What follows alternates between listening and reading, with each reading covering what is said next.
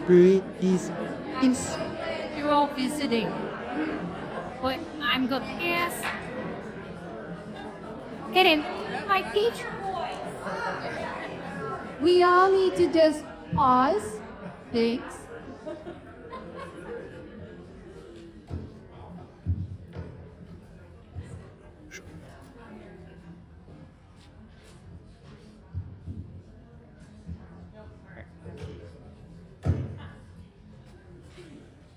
이런 하면 Oh, see?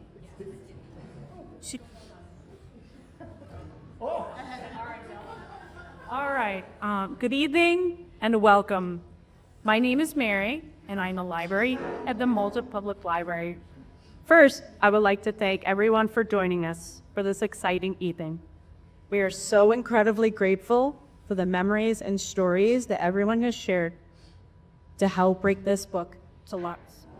The library would like to thank the very hardworking, dedicated memoir committee that met diligently to make this book reality. I would like to recognize the committee members, Jim Abalia, Mary Kimball, Joe Abate, Joanne Butler, Caroline Chatterton, and Mary Hines. Thank you all so much. Finally, I would like to thank the Friends of the Fulton Library for sponsoring the refreshments for this evening. I want to let everyone know that the new memoir book is available for purchase for $20 and is also available tomorrow at the Fulton Library.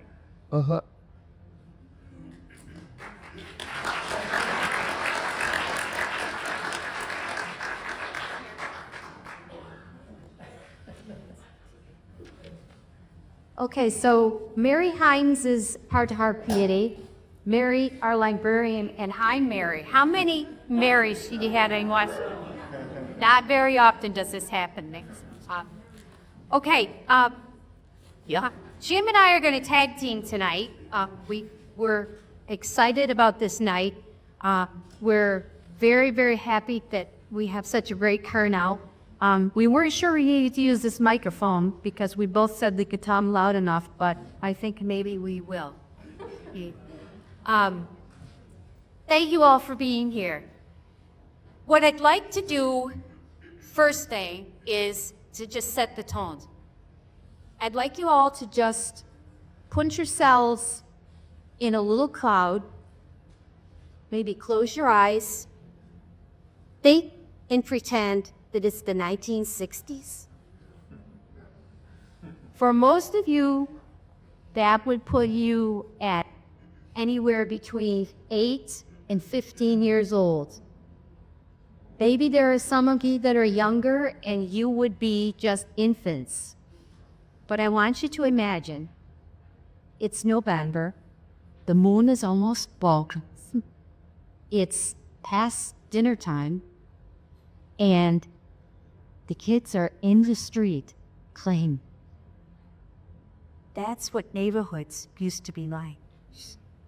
In my neighborhood, my brother invented a game called Peter Panners and Captain Hoppers. We played it by the hour, and the neighbors never cared when we're running through the yards, climbing their trees, leaping their fences, and they would help us. They would say, they went that way, they went that way. And we just had so much fun. And nobody ever felt like it was the wrong thing to be doing. It was neighborhoods. So what I'd like you to do right now is turn to the person next to you if you don't know them, introduce yourself, and pretend that you're in your neighborhood. Really did.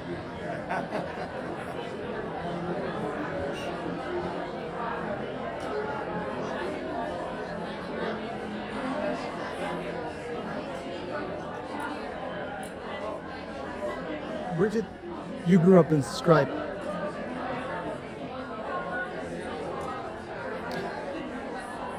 I'm trying to think of what else I can ask you.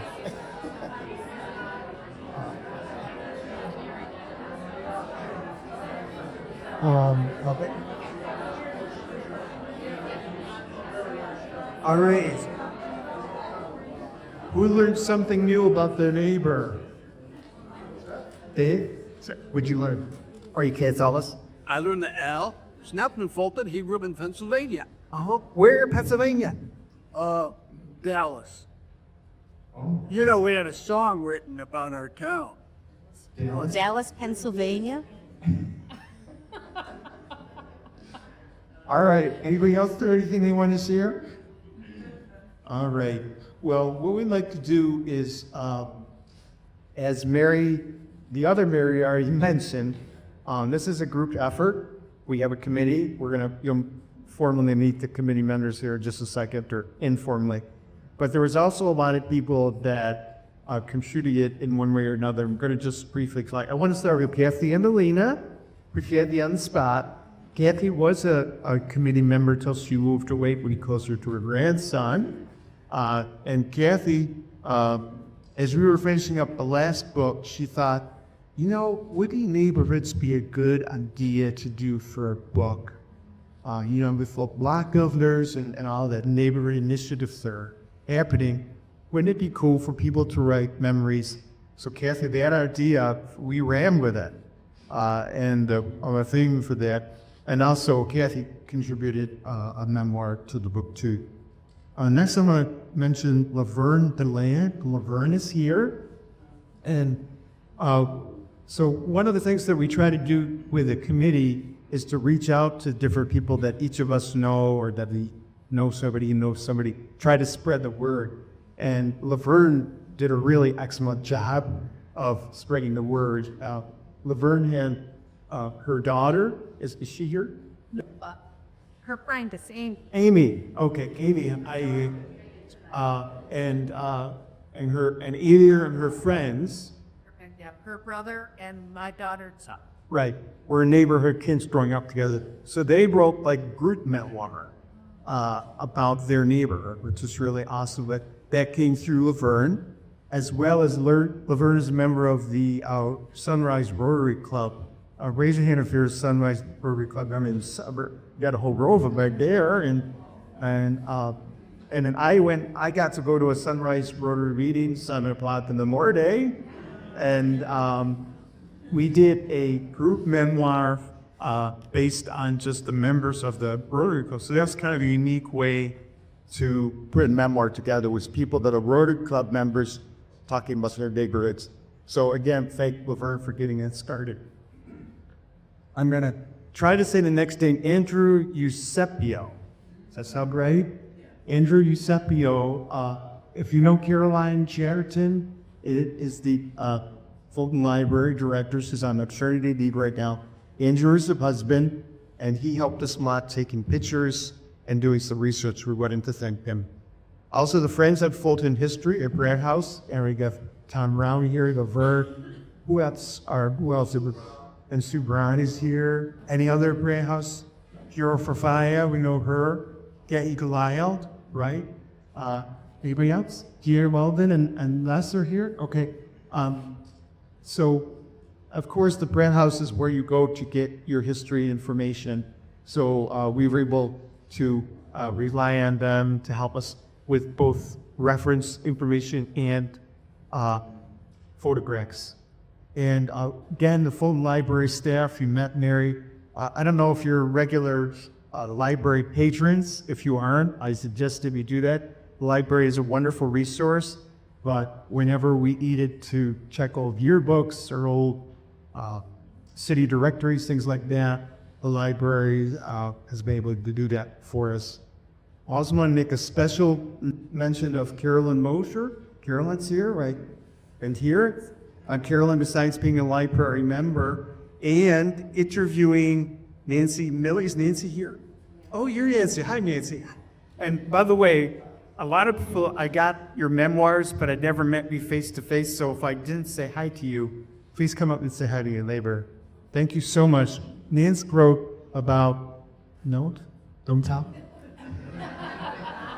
It's here. It's the water tower. Yeah, it's Stand area that we live in. yeah, we're next to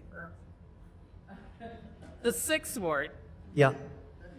Dead Man's Kill. At Dead Man's Hill. Okay, we all know Dead Man's Hill, right? Anyway, Carolyn set up an interview and then put that memoir together. And also did the beautiful front cover of our book, which we're going to introduce in a little while. So Carolyn did that first one. Is CJ here, CJ Smith? CJ Smith is the DPW, I think the director or the commissioner. Thank you. He gave us the awards, the city awards layout. You know, we all knew we grew up in a ward. It's hard to know where one ward started and one ward ended. So CJ helped us out with that. And then we had the Sunrise Rotary of Fulton, which I already mentioned, was their willingness to do that. So those are the people that help us. Carolyn? So when I was researching parks to get an idea of the cover design of any park in Fulton, did you know there are 19 city parks? Very cool. That's right. And probably one in every neighborhood almost, right? All right. So I'm going to turn it back over to Mary, and she's going to do the next teaser. We also want to thank the Friends of the library for their participation for us tonight. They are the provider of all the refreshments that you see back there. Had these takes. She did a beautiful job, and I know you'll enjoy the refreshments. And I also wanted to thank Maria Fazzini. She's the president of the board for the library. She has been incredibly helpful helping us set this up to it. So I'm thanks to her. She couldn't be it was met. But hey, sister, I want to introduce the committee. But before I do that, I'd like to show you our new book. It's Under Rats.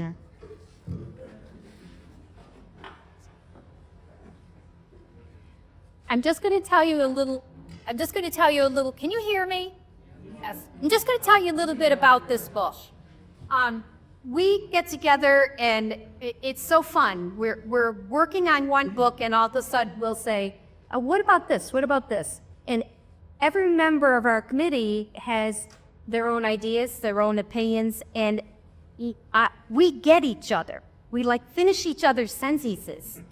We kind of get inside each other's heads. So we were having a meeting and we were talking about this book, the neighborhood book, and we were throwing out titles, and I had this notion that we needed to change the format. And of course, everybody looked at me and said, And I said, yeah, let's do it like a picture book so that it looks like it's different, it's new.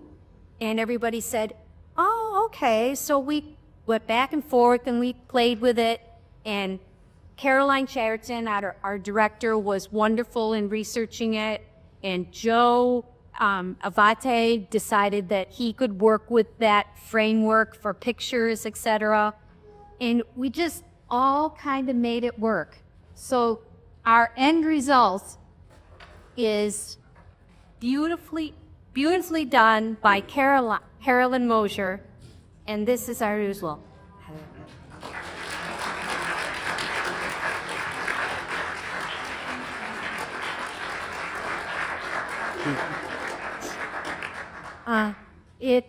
It is a treasure. It's just a treasure. So we thank each of you that wrote a memoir. We thank each of you that participated in any way, sharing pictures, etc. And Jim and I talked about this. We'd like anybody who wrote a memoir to stand, please. Or raise your hand if you don't. Yeah. Want to stand? Oh. So everybody with a hand, right?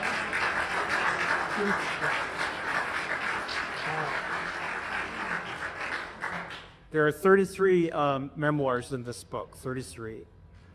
And we also want to acknowledge anyone who has written a memoir for any of our former books. So if you did write a piece for any of those, please raise your hand.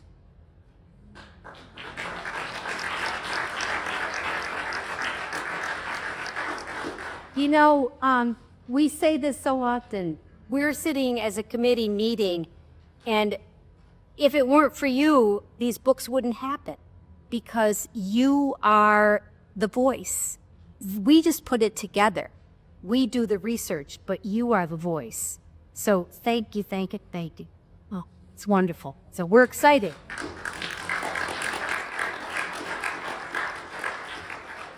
Okay, our committee members are Mary Himes, Joanne Butler, Jim and I, and Joe Abate. Mary, would you come on up? Why me first? Because you're closest. If you're the newest member. Hey, yes, I am the newest member. I kind of fell into it by accident. Reading with Jen about a class that that didn't exist. And I ended up telling him a Fulton story, and he said, that's what we're looking for. You want to be a committee? And your hands?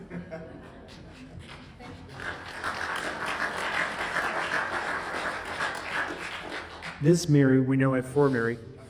This Mary grew up in Scrago, but her dad used to run the Agway store. Remember Agway? Right?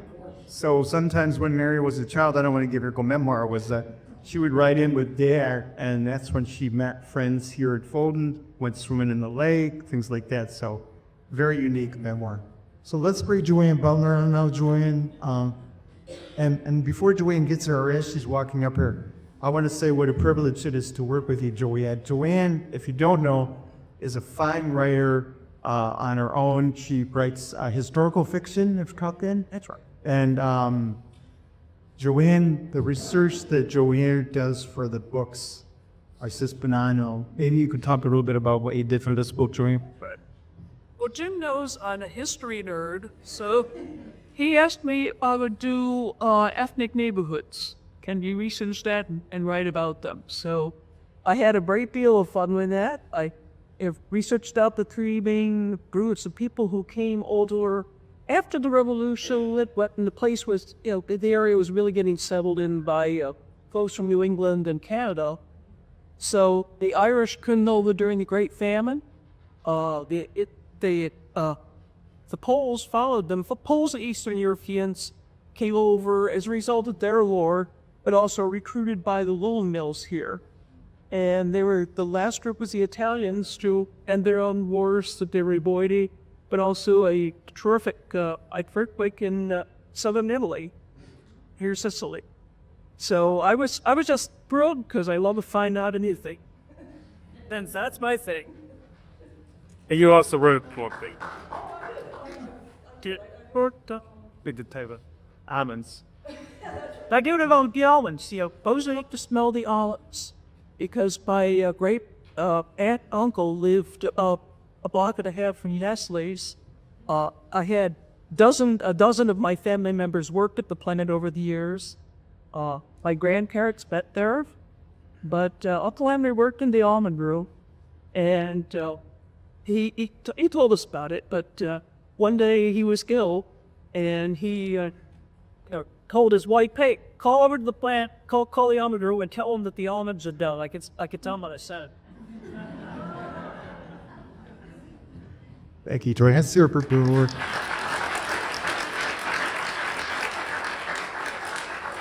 So we each take a piece of putting the book together, and my job is to collect the memoirs, kind of read through them, edit them if they need to be edited, and then kind of put them in a book form.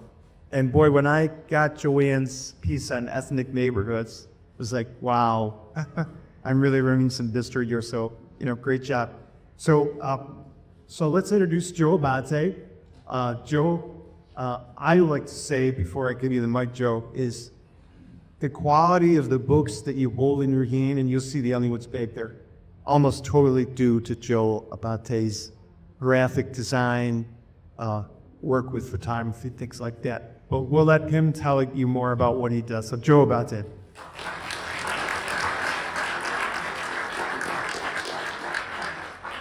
It gets going pretty all over the continent for you. I like, I think, the word for layer. I've been on this committee since 2012 and its inception. And every day working with these people has been a buddy. All right, that's a lie. 75% of the time is getting paid. I'll pop out the other 25%. Unlike a lot of people that work on the book and on the committee, I am not born and raised in Fulton, but I have lived here 40 years, so I consider myself Fulton's adopted son. Go. Cummings' like on that. Over the years, I have written some memoirs and edited some, and done the layout of the book and the graphics and the photography. And that's mainly what I do now. Put the book together, and assembled it, and we do that. Yeah. What I'm gonna do now is I have a slideshow with the pictures from the book. There's no graphic or text, so you won't know what they relate to. So you'll have to read the book to find out and learn out. I was very clever. We figured you could do it that way.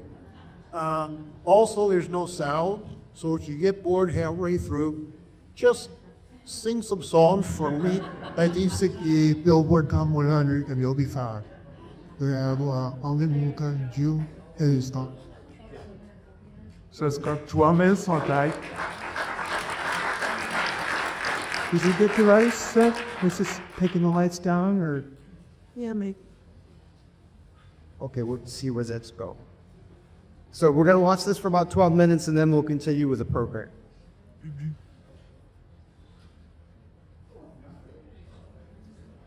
Will you? That's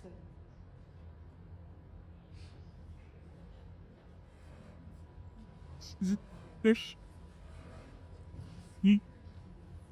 So singing.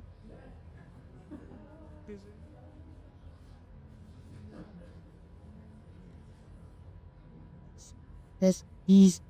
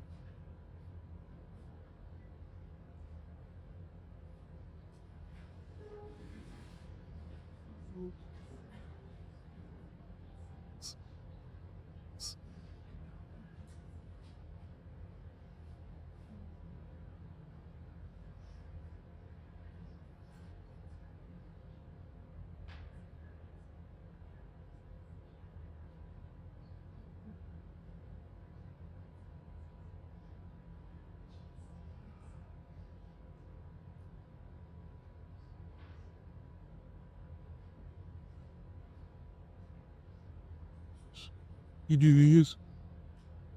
See you like it. This gay. She's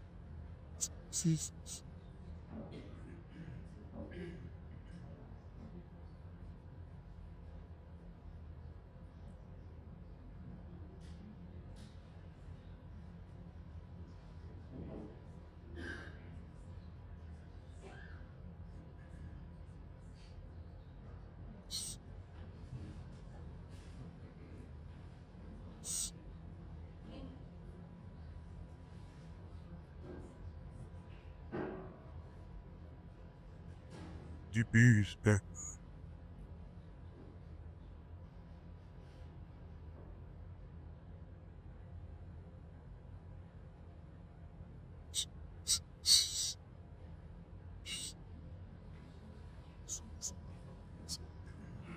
just have to say that Tick Swirzek, Bertrand Swirzek, I was able to get his memoir just before he passed away.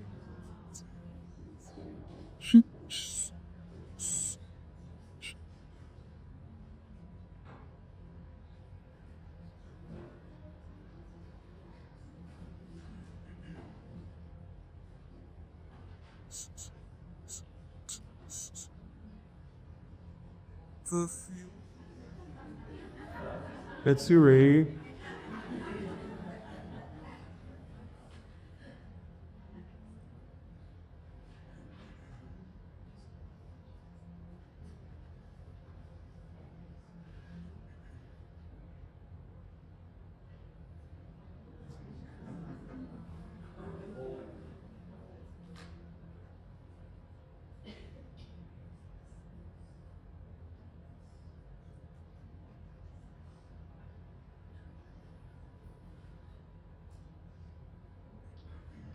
See if you see.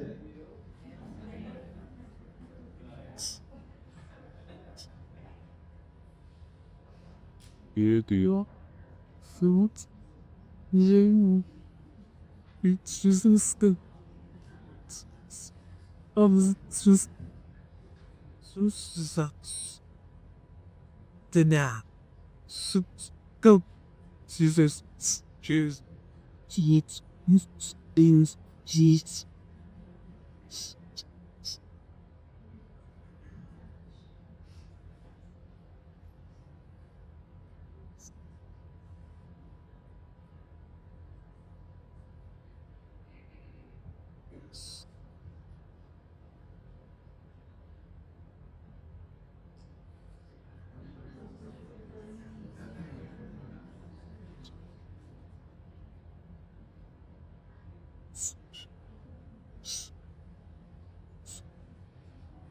is that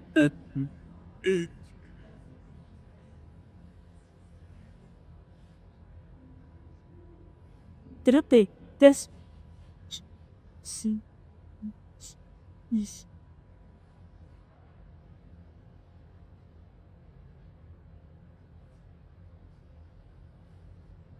finish sees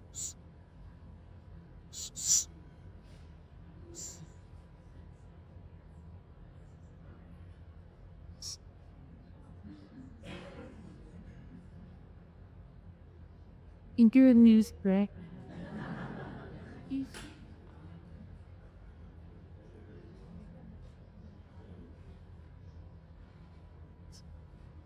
So I should mention that we also do country neighborhoods. This is Tom Frawley's neighborhood.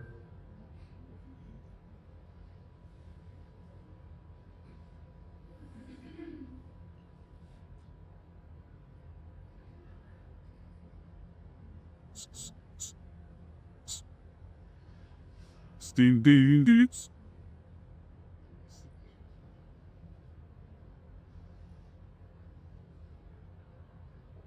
And Camille Otis here.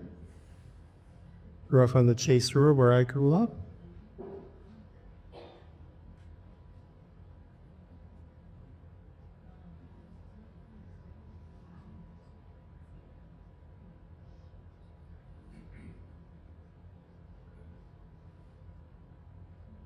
This is my dad building our house on the Chase Bill.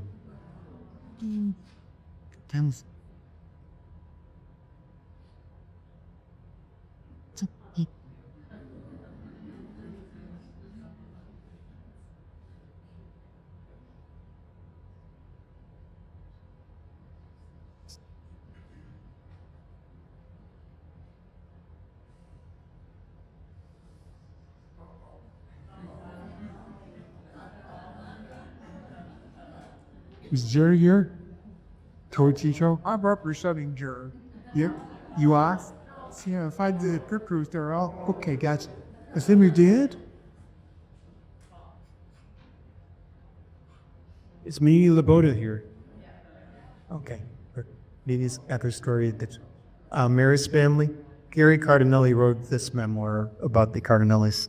My brother lives in Arizona. She wrote a piece.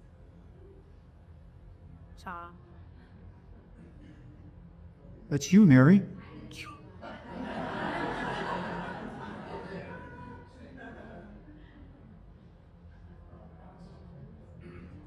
This is on the back roof of my parents' house on 6th Street.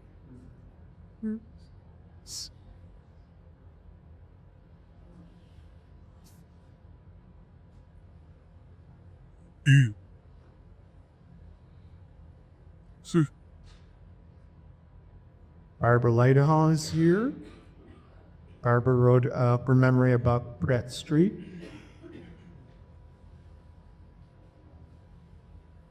Randy Dempsey is here.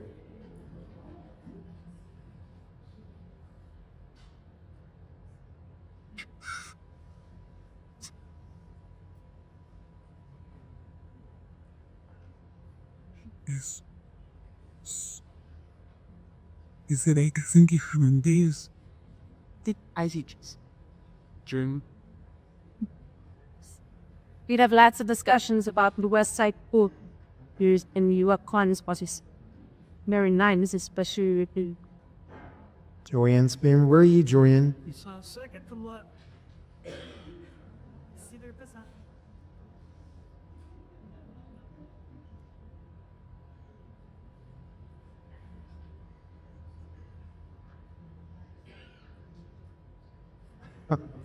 When,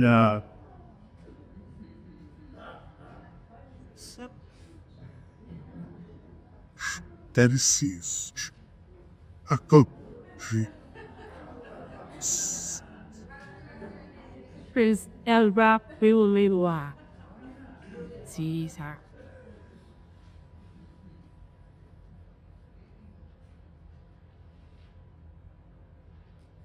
Dave is here. Dave Ferris.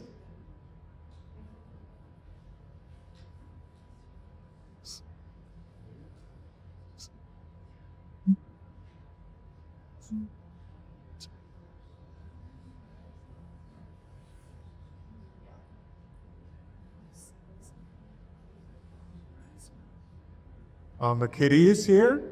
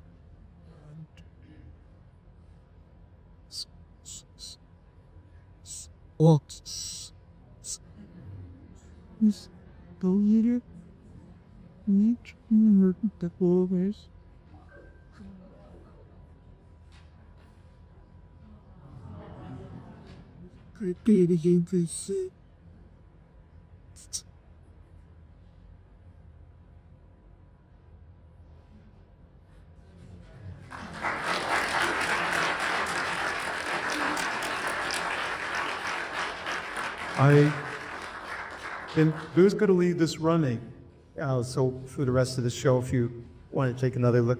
Boy, as I was watching those pictures, I was thinking, I wish we could talk about each and every memoir that people wrote here, because each one brings back memories. I do want to point out a couple just that came to mind. Anthony Leota asked, we should ask who the oldest person here is tonight, because we think Anthony's got everybody beat, right? Anthony, how old are you, or will you? Anthony will be 91 next month.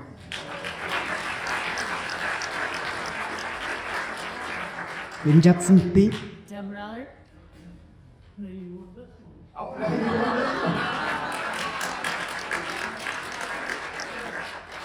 Rất nhanh luôn đây đó.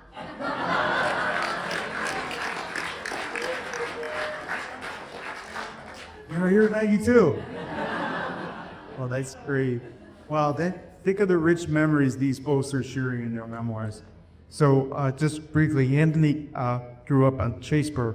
I followed him several years later, and the memories that he has of Chase Road, of that neighborhood, which of course is developed with the soccer fields out there now, that brought back, taught me so much about that neighborhood.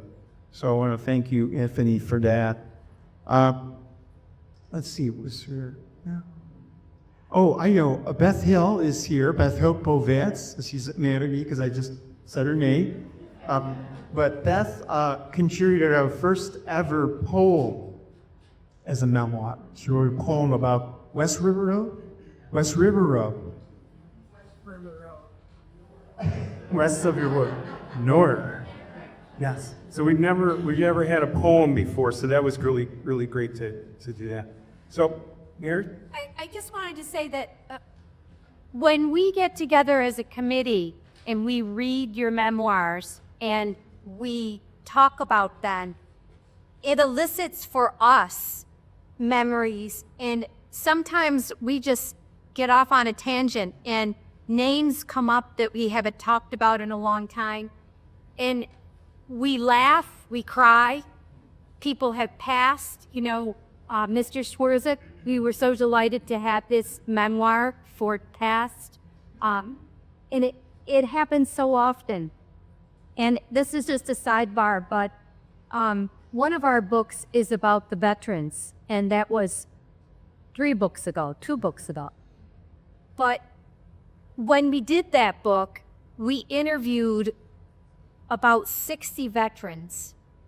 And for Veterans Day yesterday, we realized that almost all of those gentlemen that we interviewed are gone.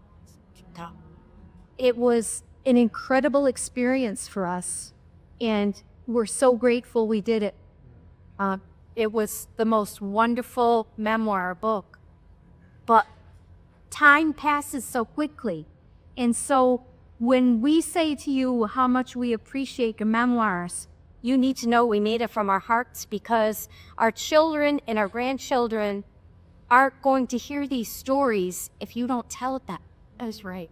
And it's just essential that they know what Fulton is like and what Fulton was like. It's always been a city with a future, and the future is up to us. So we need to give them roots. We need to give them those memories. So thank you for your memos. I appreciate it.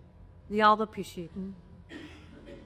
I did want to mention, as the pictures come around, you'll see Jackie Kleiss. Jackie, her father was Christian, and he worked at Nestle. He came from Switzerland, worked at Nestle. And Jackie has written about growing up on Forest Avenue. I think they grew up on Forest Avenue. Yeah. And do you remember? She said, well, she lives in Switzerland now, I think she's back in Switzerland. But she said she told all her classmates about this. Has anybody graduated with Jackie by any chance? Did you, Amy? I posted it on Facebook. She posted up. Thank you. Okay, great. I'll tell her that I saw you. That's what we're doing. So I just wanted to mention that in case anybody showed up. So I'm going to talk a little bit about how the memoir project started. I'm going to keep it brief. And then we're going to hear 5 people who wrote memoir, and they're going to read a little excerpt. And that was really difficult to choose the 5 and try to go to different parts of the city. So any left you out, we apologize on that, because all the memoirs are worth reading out loud. They're each going to read just a section of their memoir. But the memoir committee started in 2012, and it happened when I had just started working on my first book of poetry. I was working on a book about muck farms, and I said, something told me I needed to go to the Fulton Library and talk to the new Fulton Library director. Her name was Betty Monte. I don't know how many people remember Betty, but I think it was one of Betty's first days of work. I walked in, didn't ask ahead of time, did a schedule, just walked in. The Betty put everything aside, and she listened, and we talked for about an hour. I'm sure she didn't have an hour to get here, but she gave it to me.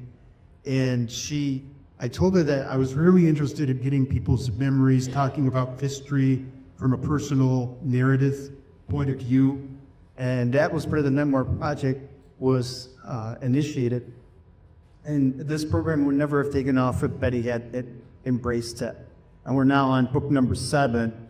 So what we do is we pick a theme, and sometimes the theme comes from somebody that's in the audience. So maybe when this show's over today, come on up to one of our committee members and say, hey, this would be a great idea for a future memoir book. But I want to say that 4 or 5 books ago, Mary Kimple came up to me. She had written a book she had written a memoir about classroom teaching, right? And she said, Jim, I know your next book. You need to write about veterans. I said, Mary, why don't you join the committee and we'll do a library book about the veterans. And that's how Mary got on board. So that's where ideas come from. And so it takes about 2 or 3 years to put the book together. Were you in year of asking people to write memoirs or be interviewed? Then we edit, put it together. Joe works on pictures and graphics, and that's how it goes. So as I said, this is book number 7. So let's move it over to the people that are going to read an excerpt. We're going to start with Jean Niver. Now I want to talk a little bit about Jean, because Jean, this is your second memoir, Jean, right? Jean Niver, when we first did this project, Betty and I thought, let's do classes and we'll help people write their memoirs. And the first class that we did, Jean was in that class. And Jean, if you don't know, she's going to share a little bit. Her parents owned Ciron's store on West First Street. And so she wrote a memoir about being a grocery store kid. And wrote a great memoir. And that class, some of the people in that class, let me mention some names. Benny Fittecchio was in that class. We only use editor. Vince Garabin was in there. Bob Green was in that class. Fran Sullivan was in that class. Really, really interesting group of people. So Jean, we heard the new project about ethnic neighborhoods and neighborhoods. Jean offered to write, so she's going to read a little bit of her excerpt. So let's have a round of applause for Jean.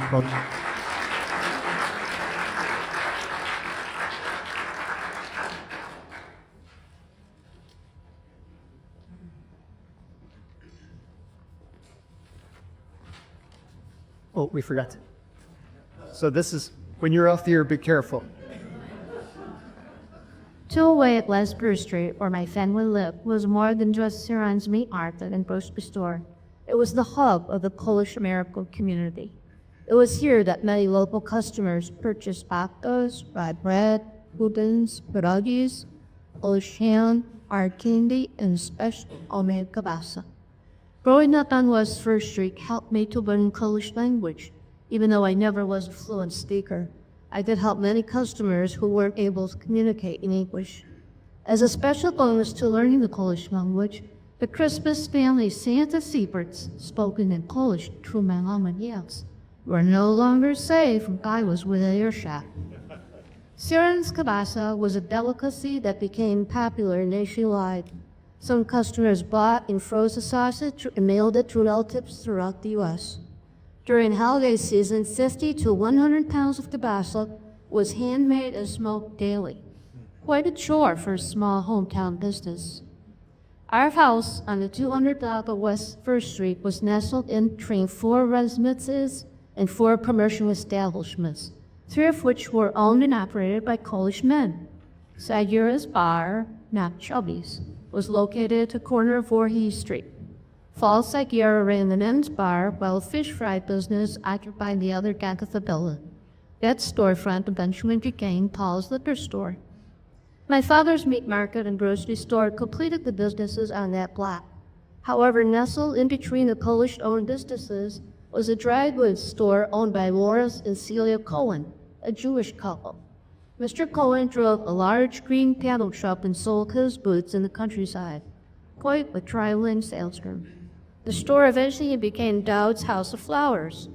The white bond thread wraps that had been in Dad's store to house delicious baked goods and bread were now painted black and used to display beautiful floral arrangements.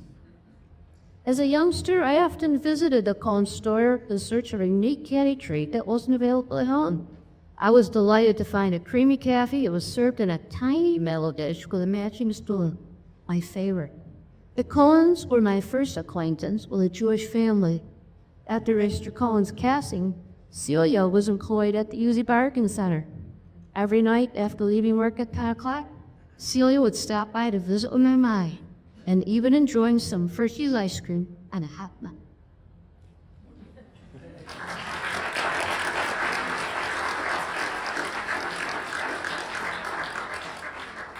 Gene, I also want to thank Gene, because Gene, how are you related to Richard Swarzak? He's my First cousin. So Gene was able to help me get connected to dig in this family to get this memoir. Thank you. Read? Don't tell a sign about Dick Swarzak.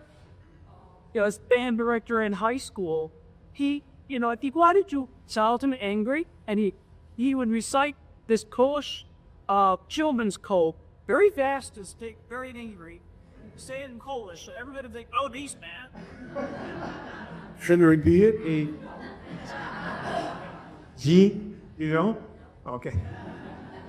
All right. Randy Dennis is going to be next. Randy's going to come up and read his memoir.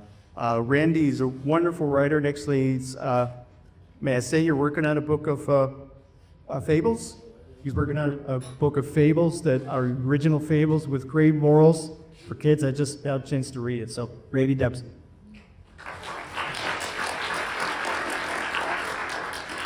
I had to feel like Mr. Rogers up there, yeah? I just wanted to clarify something. You had the word map on the screen earlier. I grew up, what is now the fourth ward was the third ward. We had 4 wards on the east side of the river and just 2 on the west side. They redistricted these, I think around 1980 or sometime in the 80s. Okay. My neighborhood was located on the east side of Fulton, ward on the north by East Broadway, extending south to Aquinas, Kid Haven, and beyond to the Sandpits. When I reflect on my childhood, I think about the activities that were specific to a particular season, whether it be spring, summer, fall, or winter. The seasons created the rhythm, while the everyday experiences created the melody and harmony. For example, summertime. When school headed for summer vacation, we could be found playing baseball at the Aquinas Fields. Ralph Abbott, and I'm sure I see Dave Flanagan, Paul Cacho, and Tom Ralph Abbott. Ralph Abbott, with the help from Len Earl, ran the Aquinas baseball program. He umpired the games, but more importantly, helped to spur the fundamentals of the game. To illustrate this, it was not uncommon for Ralph to stop the game and help a troubled player out. In one such case, a boy squared the bunt, positioning his hand around the entire bat. Ralph stopped the game, showed the boy how to cup the bat, and lapped a dozen or so pitches as the boy practiced the technique. Ralph resumed play, and the boy laid down a perfect one. Sometimes I think that it was better to have Ralph instructing us rather than the parent who had a vested interest. Ralph also sold soda pop from cooler in the back of his Blue Rambler station wagon. As Aquinas Kid Haven did feature a snack bar in this early day, sodas were 10 cents, and we opened the tops using a door handle that ran really. He didn't know those. Summer was also time for fishing and swimming in Sharp's Pond or the Oswego River, unbeknownst to many of our parents. Barges traveled up and down the river, and a crewman allowed us to ride from one lock to the next. One day it was mentioned that a swinging rope was in the plans to be placed in one of the trees on the riverbank, behind where the red roof inn is located today.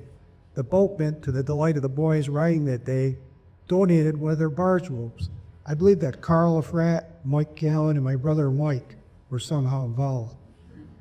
The rope was affixed to a tree on the riverbank that dozens of boys and girls enjoyed swinging like Tarzan for many years. We also built rafts of wood planks and barrels afloat down the river. On our way to our river swimming place, we sometimes received, chocolate from the Nestle factory. We'd stand below the windows on South 4th Street, beg for chocolate. A worker's hand would appear out a window and a gooey chocolate ball would be dropped to a waiting man's. It was usually 80 or 90 degrees, so in no time the chocolate had melted and was more like a syrup. Thank you.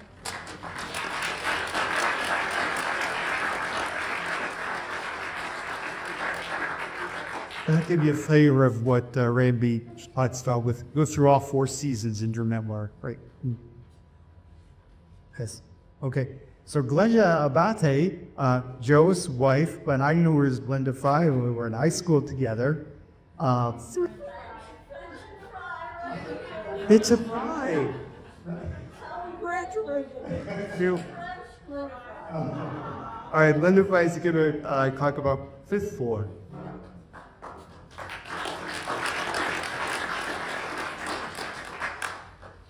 The neighborhood is the 700 to 1100 blocks of Buick Street, from the five-way stoplight on 7th Street up and down the hill across Route 3 to the area north we knew as Sharps Pond. It also extends 1 block to the south over to Fairgrave and parts of Cayuga Street to the north. My Aunt Edna, who lived down on Seneca Street, always referred to our house as out in the country. How was the weather out in the country, she said, even though we only lived 5 blocks away from her. As in many neighborhoods of the 60s, there was always a corner store where you could buy milk, bread, and other essentials without making the trip to the supermarket. For kids, it was a temple filled with penny candy, ice cream treats, chips, and sodas. At least once a day, we made a trip to Saul's and later Jake's store where Utica and Emmy Steaks meet. Sometimes we stopped on the way home from school or in the summer to take a break with a cool popsicle during the midday heat. We also had Gillespie's Dairy on our 9th Street right in our backyard.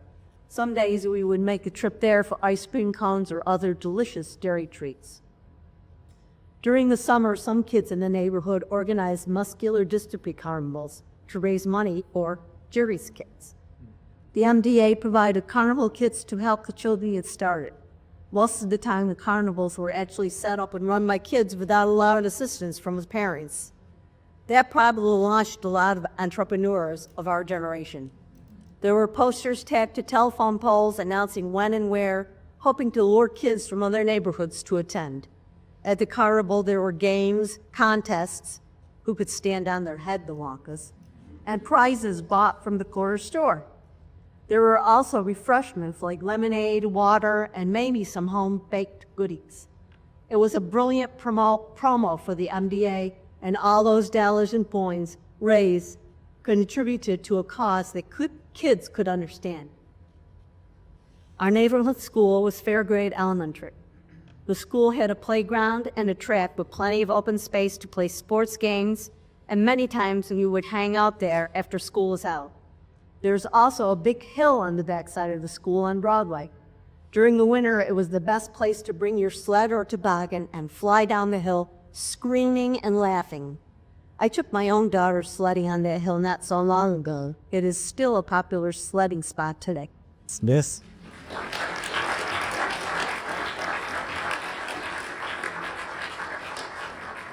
So the next breeder is John Darley. John, you found us. Somehow you contacted it. How did you? This is Jack Darling.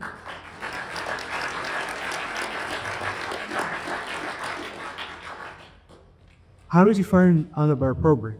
I had read it some class that you were getting started on it, and I had done my own first 20 years, and I thought, well, maybe I had something that this would help.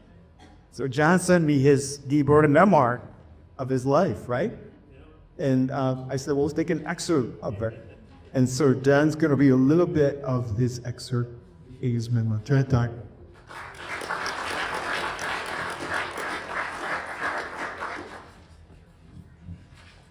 Doesn't work. I guess you have to turn that row. There we go.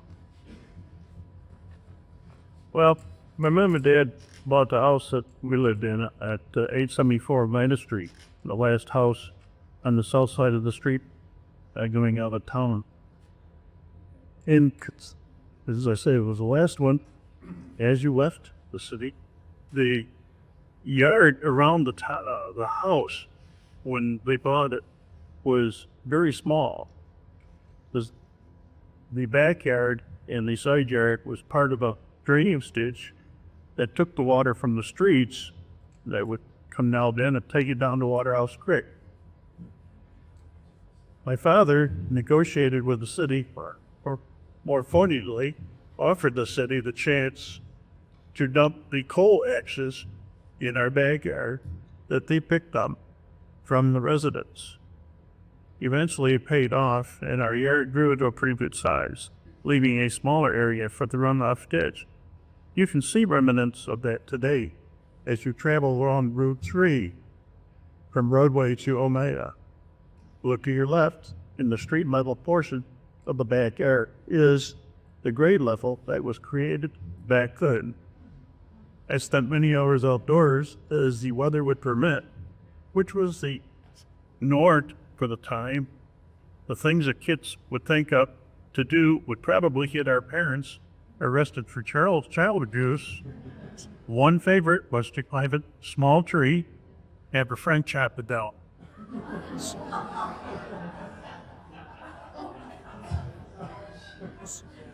There's the thrill of riding that tree down to the ground. It'd sure be counting clover leaves, that's for sure. For those as interesting, there was always roller skating or scooter riding on the sidewalk during the summer. On Oneida Street, the road butted right up against the sidewalk, where during the winter, the snowplows would file the cinder-laced snow from the street. It was hard to keep the sidewalk clear as the winter progressed at a snail's pace towards spring. Once the snow melted, roofs would come out, or the sidewalk would appear from under the cinder covering. I must say that the guys who shoveled the cinders off the trucks onto the street surface during the winter were one busy bunch, but they were happy when the spreader was purchased.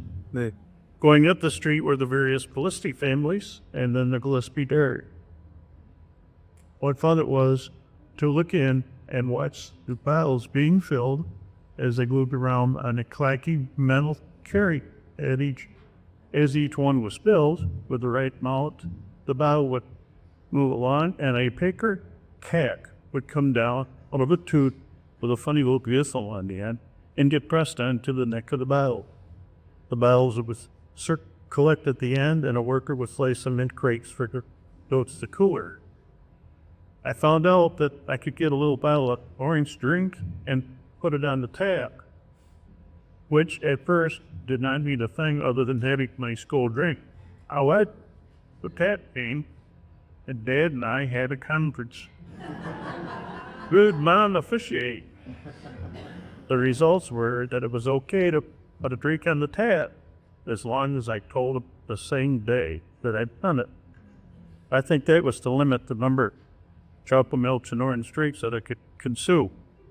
I was proud that I was able to do this, as the other kids were forbidden to put it on tap.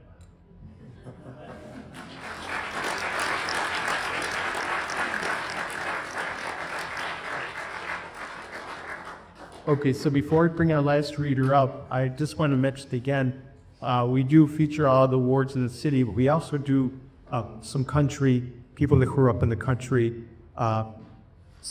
And that's sort of in the center part of the book. So we do try to cover any kind of neighborhood you grew up in.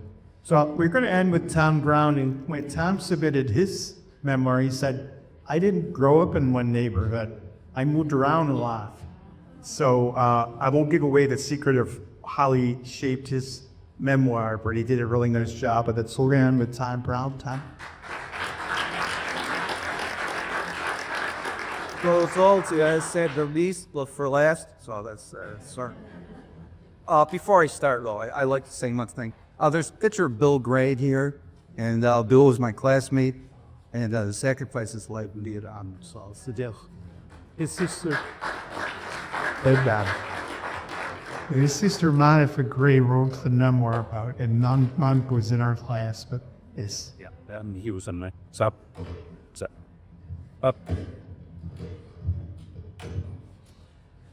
Well, here. So, as Jim said, I lived in every single ward for his Fulton Memoirs. I lived in 16 different houses and I think 12 or 13 different wards. Moved around a lot, so.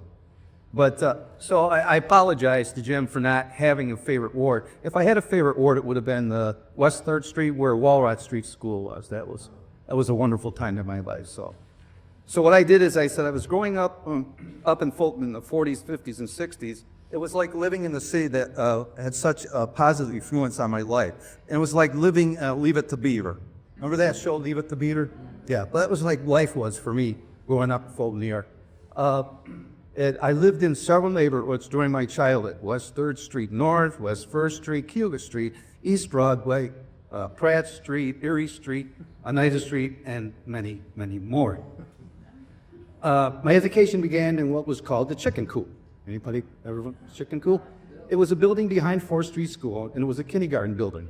I started school as a 4-year-old, so I don't have too many memories of the Chicken Coop, but I do remember having grape crackers and milk. And learning how to tie my shoe. That was it. Eventually I went to schools on both sides of the Fulton, the east side, the west side, from 1st grade to 3rd grade. We used to say west is best and east is least. So I attended, and we, as we graduated from Walrod Street, 3rd grade, we would walk over to 4th Street and meet our brand 4th grade teacher. And we had a real young teacher hiders there. That's sort of nice. I spent 4th grade through 6th grade at Fulton Street School. My 7th, 8th grade years were in Fairbury School. It was also an elementary school and a junior high school. Fulton Street was also an elementary school and a junior high school. So we had both sides with the junior high school at that time. After junior high, I spent 4 great years at Fulton High School, located on East 4th Street. Life was so much fun growing up in Fulton. I remember what was called the Dizzy Block. Remember the Dizzy Block? I was told that at one time Fulton had some 144 stores, and a great number of them were in the Dizzy Block. Stores on Oneida Street, 1st and 2nd Street, and Cooper Street were part of the Dizzy Block. Every Friday night, my mother, my aunt, would take me. She'd park her car out in front of the McKinstry store, never get out of the car, and watch people walk around the Dizzy car. That's exactly what she did. But I can also remember a man that I believe lost both legs in World War II. He had a little cart, he had gloves on, and he would spoot around that Dizzy Block selling pencils for a living. So that was me growing up in Fulton Yard. I was everywhere. So thank you.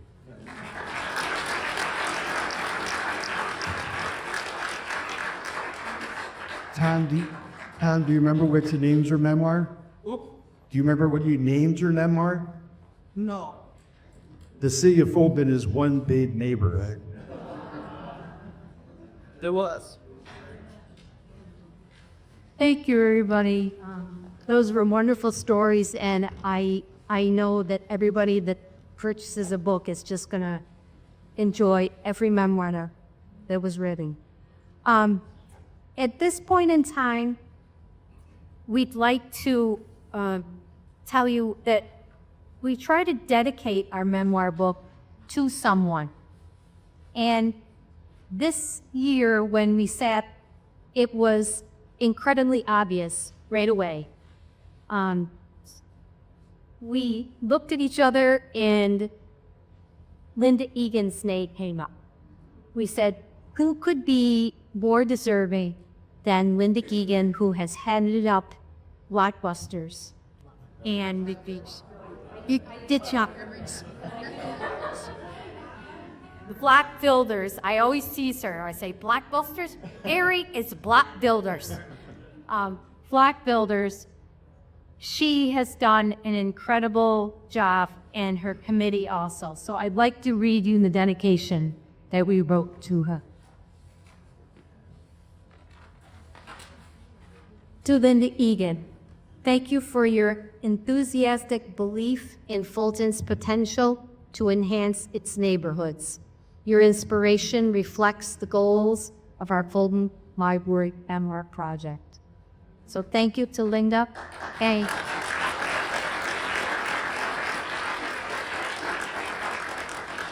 He couldn't be here this evening, so would the members of the Block Builders Committee that came in to represent her please stand? Would you mind?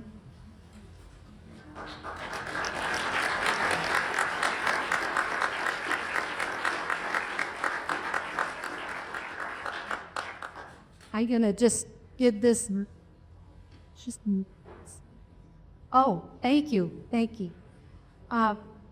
So that brings us to almost the end of our program, and at this time, I'm just gonna. Well, Jim, here we are again. Yeah. We need a new project. Jim, I have a great idea. Yeah? Yeah. But I'm not writing it. I know. So if you're not writing it, who's writing it? These people are gonna write it. Our next memoir, we are so excited.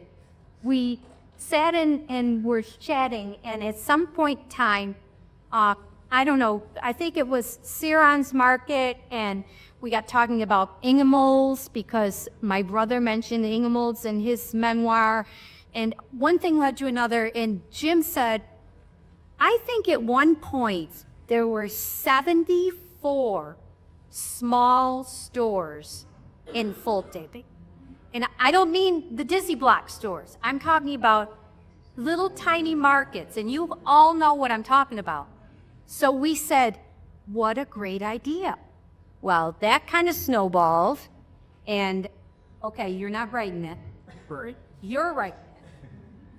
So we're gonna, our next theme is gonna be neighborhood stores, neighborhood barbershops, neighborhood beauty salons.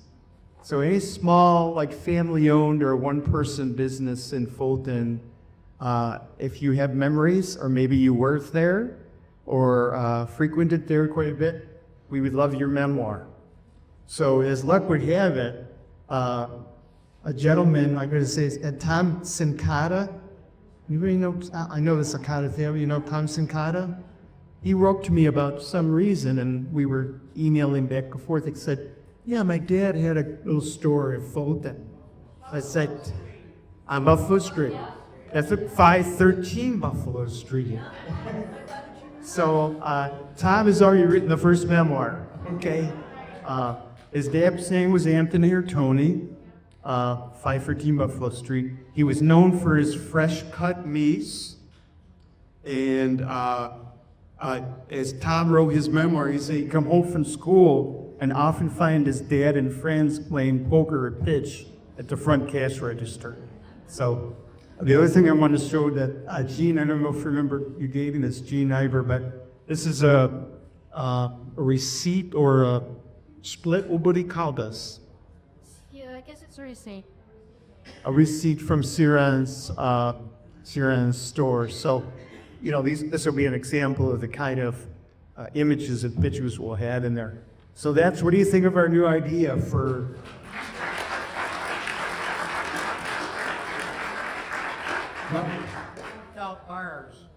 Bars? That's another one. That's a whole other book. By the way, Mike Otis, I want to thank Mike. Mike, just raise your hand again.